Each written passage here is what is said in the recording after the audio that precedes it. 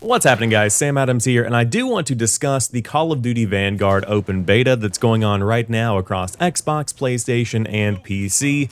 If you do want to check it out, it's running until September 22nd. It was quote-unquote extended. We all know that it was always planned to go until September 22nd. That's just what they say.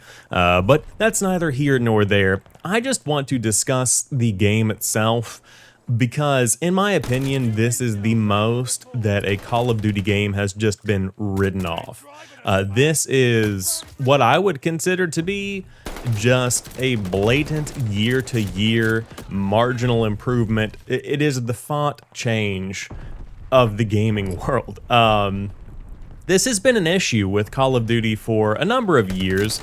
Some games are more revolutionary than others. I would consider that Call of Duty Modern Warfare from 2019 would probably be the biggest improvement in recent years, but when it comes to Call of Duty Black Ops Cold War, it felt very much so like an iteration on Modern Warfare. And of course, it's strange because Treyarch and Infinity Ward and Raven, they're all working with each other while also doing their own unique thing.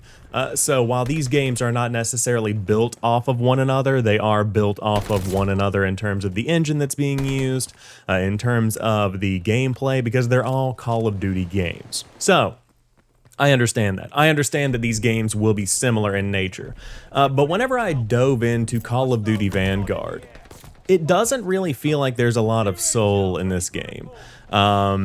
It just feels like this is ultimately a very large map pack for Call of Duty Vanguard. And I think that maybe it's a perception issue that I'm having as well, because I understand the impact that Call of Duty Warzone is having on Call of Duty, where these games are meant to be evolutionary. You see it on the home screen itself when you boot up the game, where you can dive into the campaign, you can check out the multiplayer, you can check out Warzone, and they actually even have links back to Modern Warfare and Call of Duty Black Ops Cold War.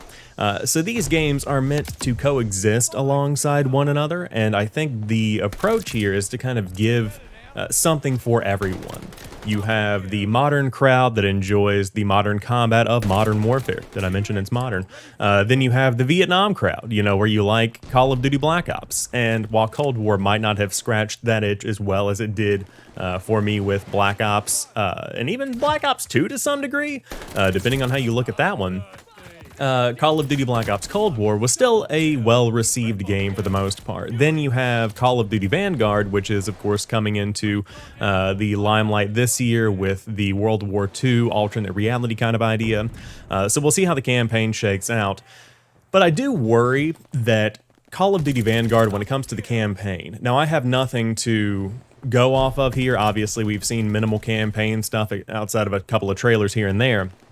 But I do worry that the campaign will experience the same issues that Call of Duty Black Ops Cold War experienced, where there was a very definitive line in the campaign for those that played it, where you could tell that the pandemic had really impacted the amount of effort that the team could put in, and that they had a deadline to meet. And I think that anybody that played that, I won't spoil anything, but you do know what I am referencing here. It's very much so towards the end of the game.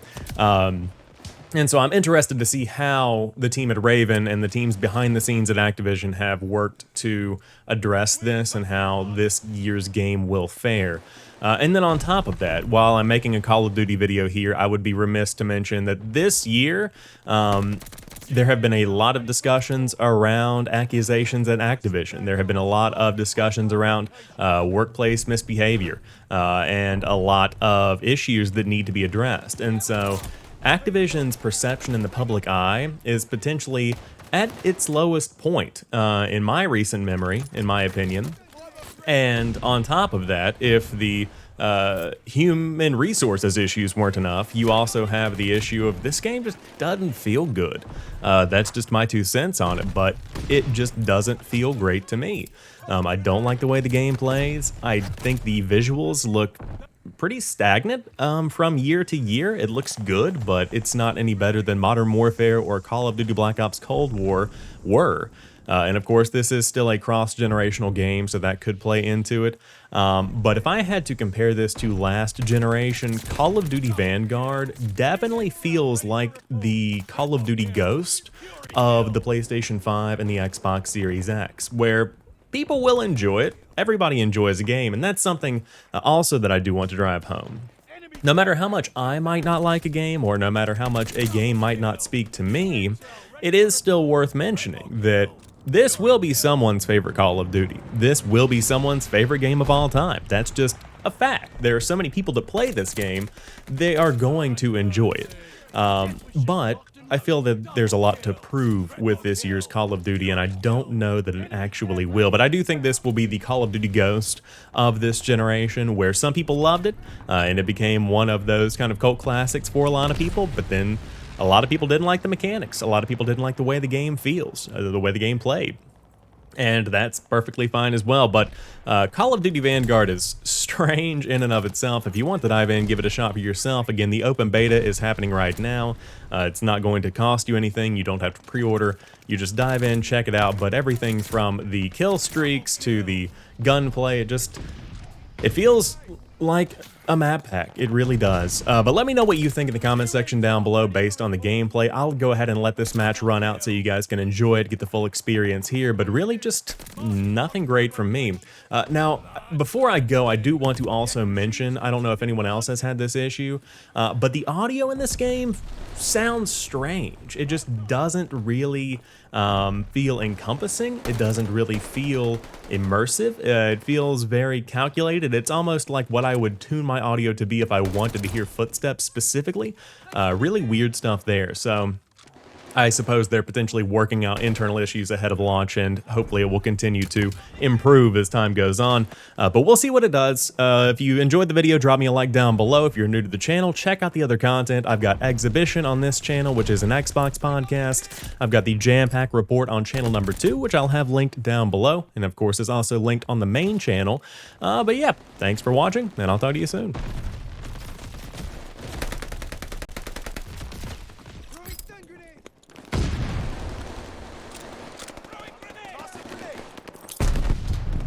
Grenade!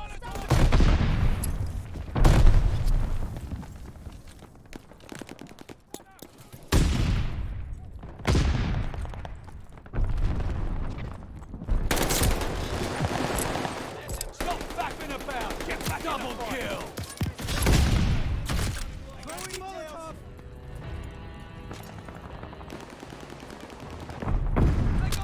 You intel, ready for report. Eyes on me. Hostile recon in the air. Spies in the sky.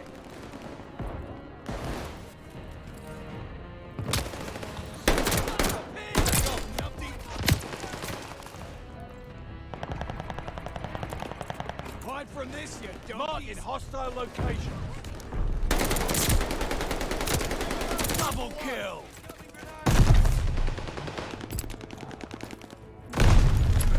The lead's out.